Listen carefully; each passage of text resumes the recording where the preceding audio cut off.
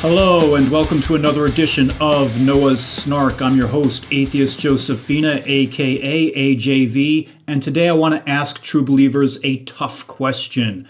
It goes like this. Imagine you've never read or heard of the Bible, or Qu'ran, and don't know anything about religion. Now think about yourself and the world around you. Also think about the breadth of the entire universe while you're at it.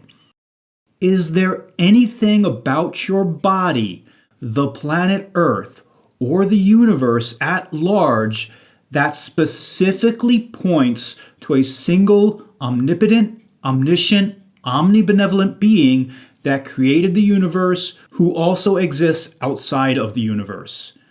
Moreover, is there anything about your body, the planet Earth, or the universe at large that specifically points to the plans or desires of this entity? The answer is simple: no. In my opinion, the greatest problem facing the credibility of the Creator God hypothesis is something that doesn't get brought up enough, if at all. 100% of the time, when apologists bring up the design argument, or the fine-tuning argument, or the moral argument, knowledge of their God as the conclusion to that argument precedes the alleged evidence found in nature for such a deity's existence. No one ever in their right mind, with no knowledge of religion, has ever looked around themselves and at nature and said, "Oh yeah, this is all so incredible, a single entity with these specific tri-omni characteristics must have created everything." By quote-unquote in their right mind, I should say quote-unquote in possession of analytic skills that keep emotions in check, as primitive men obviously possess little in the way of reason. Many modern people still do not, it seems. A person who knew nothing about religion, who is in possession of the knowledge of how complex things are created and built, would never conclude a single entity was responsible for the creation of the universe. While some complex objects can be built by a single designer and engineer, we know that this is no small feat and requires lots of time, typically more than 6 24-hour days. There is also every indication that the more complex something is to design and build, the more people are required to complete that task. The Empire State Building in New York City had 4 architects and required hundreds of people to build it. No one, not even a person who knew next to nothing about erecting buildings, would say of the Empire State Building that it looks like something a single person designed and built. And we can all agree that if the universe were in fact designed, that's a pretty big if, it's far more complex than the Empire State Building. Every single time, knowledge about one of the Abrahamic religions, and specifically the God that presides over it, exists prior to how one views themselves, the earth, and the universe theologically. It never, ever works the other way around. No one, I would bet, has ever said, "Here are all these things I believe about myself, the earth, and the universe, and holy cow, this is exactly what Christianity or Islam says."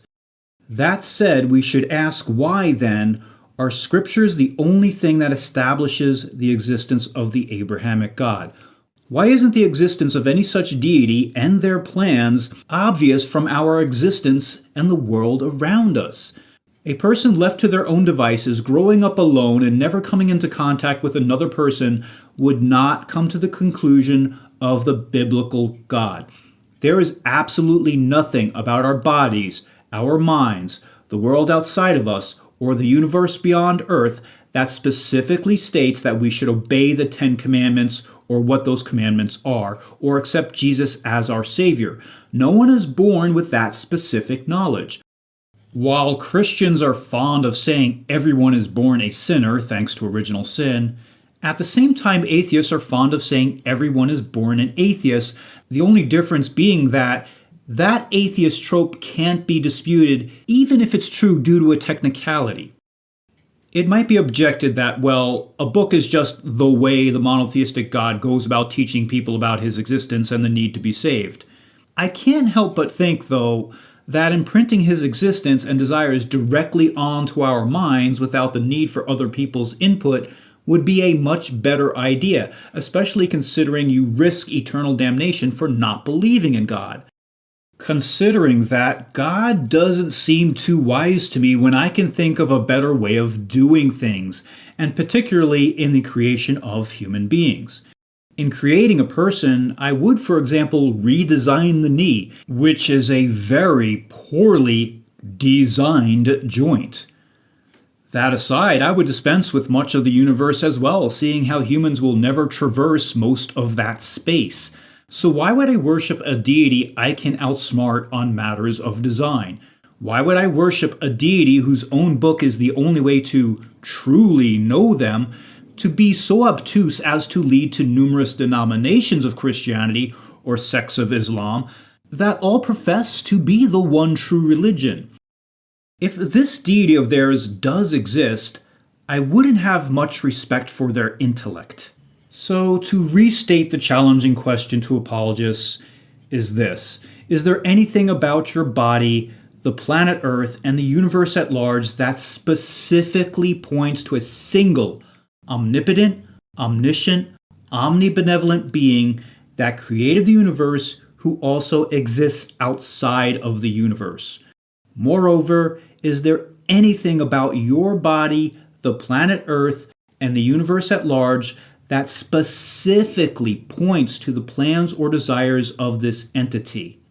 And I do know that apologists struggle greatly with the word specific, which, if you don't know, my apologist friends, means in precise detail, that is, not being vague or ambiguous. I already know, because I'm omniscient, that at least one apologist will chime in with DNA as their proof.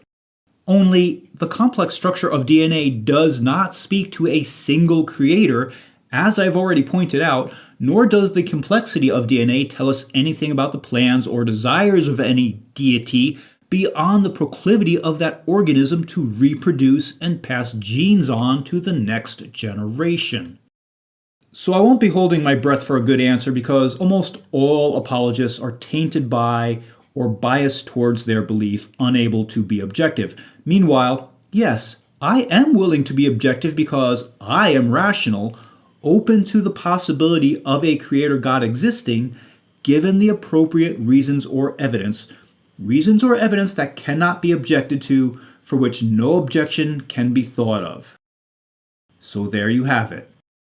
Come, Watson, come. The game is afoot. Thank you for listening to another edition of Noah's Snark. I'm Atheist Josephina, aka AJV. If you'd be so kind as to like and subscribe, I would appreciate it. Until next time, revel in reason and love the logical.